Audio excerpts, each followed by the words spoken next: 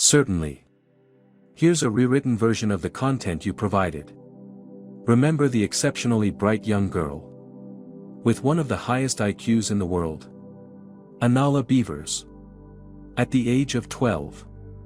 Stands out as a brilliant mind that surpasses most of her peers and even adults. Hailing from the vibrant city of New Orleans, Anala is anything but an ordinary child. Her remarkable intelligence sets her apart on a global scale. Anala's journey begins with her family, who provided her with a nurturing and supportive environment to nurture her innate talents. She was born to Sabrina and Landon Beavers, who were thrilled to welcome their beautiful daughter into the world. Little did they know that their daughter would astonish them with her unparalleled intelligence. Anala's extraordinary intellect manifested from the very beginning. Her mother, Sabrina, was the first to notice it. At just 4 months old, Anala was already showing signs of early learning by mimicking the alphabet as her mother recited it. This early display of aptitude left Sabrina amazed. A 4-month-old reciting the ABCs was far from ordinary. Yet, it was only a glimpse of what was to come. By the time Anala reached 10 months of age, she could already identify and point to each letter when Sabrina named them, all before she could speak. This left her parents and every visitor astounded. Her ability to grasp letters before speaking her first words was a clear indication of her extraordinary potential. As Anala continued to grow, her thirst for knowledge expanded. Her fascination with numbers became evident, marking another facet of her intelligence. By the age of 18 months, she was confidently reciting numbers in both Spanish and English, a feat that left her family and friends in awe. Anala's mind absorbed information like a sponge, learning at an astonishing pace that exceeded all expectations. Anala's exceptional abilities were undeniable. Her parents, amazed by her extraordinary talents, couldn't help but wonder if her progress was normal for a child. Anala was many things, but ordinary was not one of them. Upon interacting with children her age, it became apparent that Anala was distinctively different. It was clear that she was destined for greatness. This realization prompted her parents to make a significant decision. Anala would not attend preschool. Her intelligence surpassed it.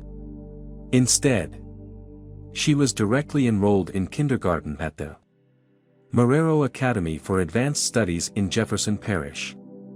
It was a leap that brought both excitement and challenges for the young prodigy and her parents.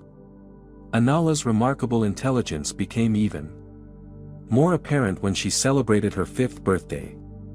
With an IQ exceeding 145, she clearly stood out from her peers. At this point, she could accomplish what most adults would find challenging. Not only could she name all the states in the United States, but she could effortlessly identify their respective capitals. It was evident to all who knew her that Anala possessed an incredible memory and a remarkable ability to learn quickly. However, her journey was far from over. Certainly. Here's a rewritten version of the content with the same meaning. YouTube videos featuring Anala's remarkable talent in naming the capitals of countries worldwide have astounded viewers from all corners of the globe. Her encyclopedic knowledge leaves a lasting impression. While Anala excelled in her school, her parents faced a dilemma. They recognized that local schools might not be adequately equipped to nurture their daughter's exceptional talents. Anala was a shining star in her own right, and her parents were determined to ensure her brilliance continued to shine. They decided to take a different approach and focused on supporting Anala's insatiable thirst for knowledge at home. Anala's parents understood the importance of providing a nurturing environment outside of school that allowed their daughter to explore her interests freely. Landon, in particular, knew they didn't need to push her. Anala always approached them with her desires to learn. Despite their daughter's extraordinary talent, the Beaver's family was committed to giving her a normal childhood, filled with love, laughter, and play. They were supportive parents, fostering her talent while also ensuring that she enjoyed a well-rounded and joyful childhood. As Anala's intelligence gained attention, offers for appearances on national television shows like The Today Show and Good Morning America flooded in. However, Anala's parents, valuing the preservation of her childhood, deliberately chose to keep her life as simple as possible, turning down these opportunities to allow Anala to relish the wonder and innocence of being a child. Anala's high intelligence sometimes led to amusing and peculiar debates with her parents. She would introduce a topic, and Landon and Sabrina would engage her in discussion, responding to her as if she were an adult, only to realize that they were debating with a 5-year-old. Yet, Anala's arguments were consistently well thought out, reflecting her unique perspective on the world. She was insatiably curious, always eager to delve into the mysteries of life. For her parents, raising a child with such a prodigious intellect was both a privilege and a challenge. Anala was always one step ahead, questioning the world around her and seeking answers to life's most intriguing questions. They fielded her inquiries about a vast array of subjects with patience and wonder. Certainly. Here's a rewritten version of the content without changing the original meaning. Anala's insatiable curiosity led her to explore the inner workings of everything she saw and heard. She had a knack for wanting to understand why things functioned the way they did. One day, she posed a funny question to her dad. Why does blue soap make white bubbles? Landon was taken aback by the question, unable to answer. But Sabrina had the explanation. She described how soap molecules, shaped like little balls with tails, were dyed blue when water met the soap. These molecules formed bubbles. And since the dye molecules were on the inside of the bubbles, they appeared white. Anala was satisfied with this response, and her dad marveled at her inquisitive nature, thinking she deserved her own reality show. While Anala's journey was filled with fun moments, it wasn't without its challenges. As she continued to excel academically, it became clear that she felt lonely. Her exceptional intelligence made it difficult for her to connect with classmates who couldn't relate to her interests and ideas.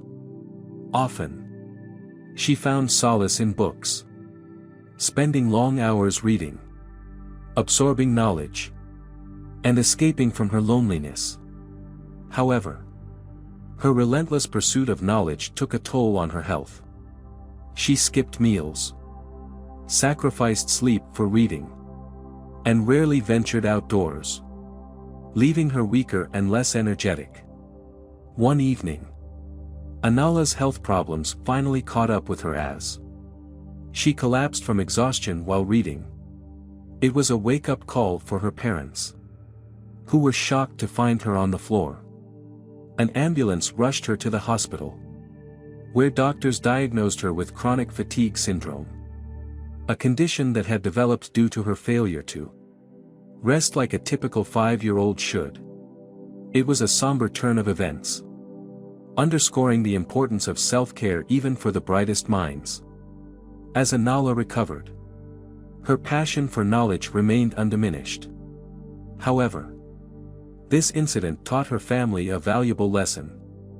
Their daughter needed to balance her pursuit of knowledge with caring for her physical and emotional well-being. Anala's story was far from over.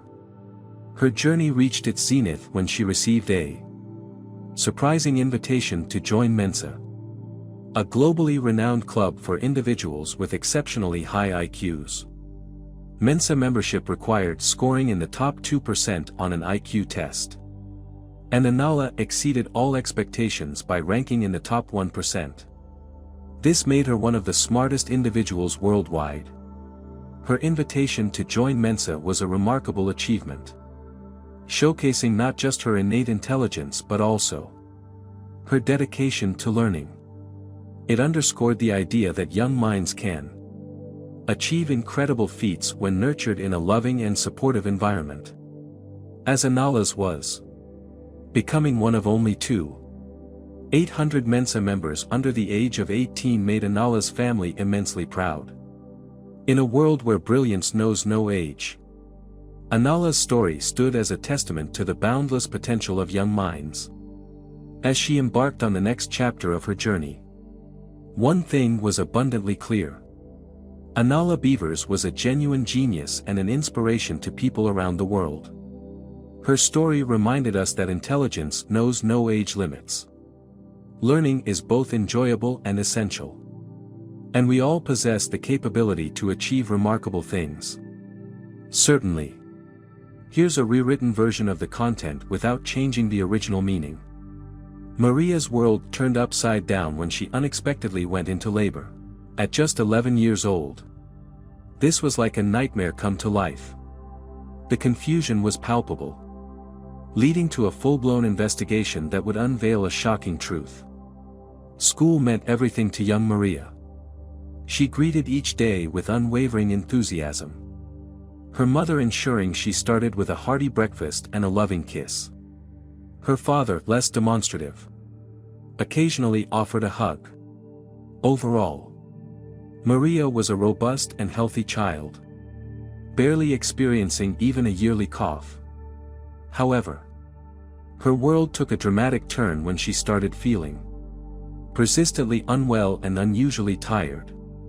Her mother grew increasingly concerned as Maria's behavior shifted from the norm.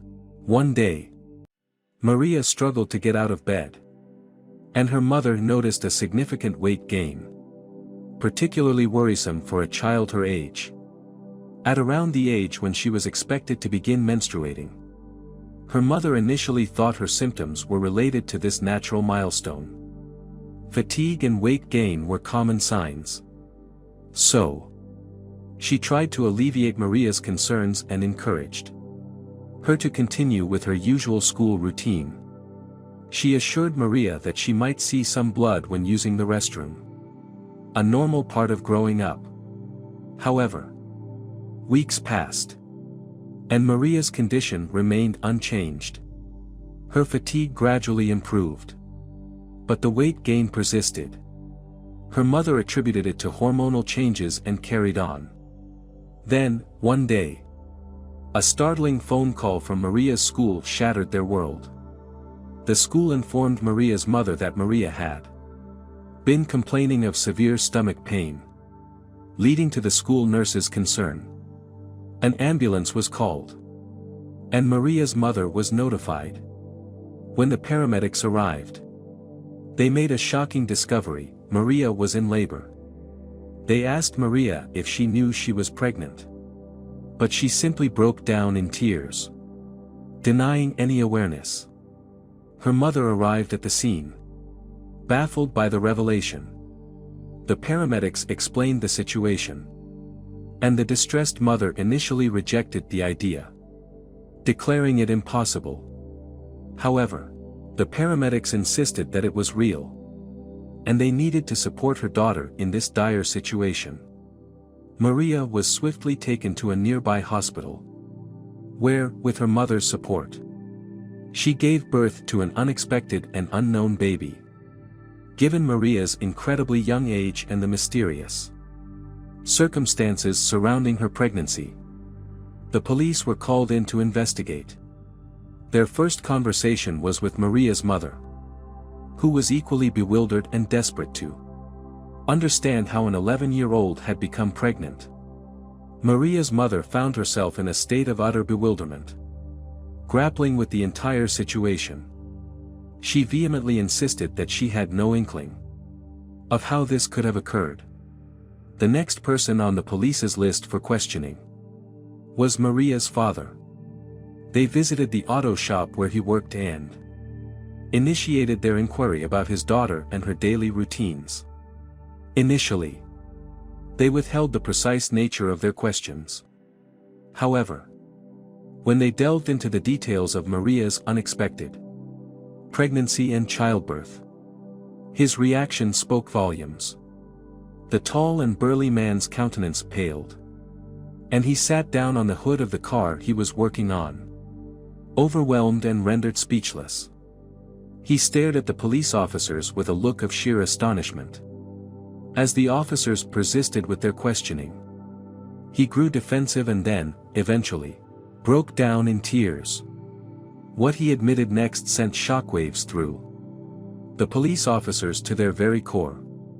The towering man confessed to committing an assault against his own daughter one fateful night. He recounted how, in the throes of extreme intoxication after a night at the pub, he had acted with malevolent intentions. Shockingly, he had been convinced that his actions wouldn't lead to his daughter's pregnancy. The doctors confirmed that Maria was unknowingly menstruating, which resulted in her becoming pregnant when her father took advantage of her. When Maria's mother discovered the truth, she was devastated and collapsed into despair. The news of this horrific incident spread across the country, causing outrage and chaos. People protested against the father rapist, demanding the harshest possible sentence. During the trial, Maria's father admitted to the allegations and pleaded guilty. He desperately sought forgiveness from his wife and daughter. But Maria, understandably traumatized, couldn't bring herself to forgive him. At just 11 years old, she was unable to comprehend the childbirth process and the emotional burden it imposed. Therefore, her mother decided to put the premature baby up for adoption. As Maria couldn't care for a child while still being a child herself, she didn't feel capable of raising a child who was a constant reminder of the abuse she endured.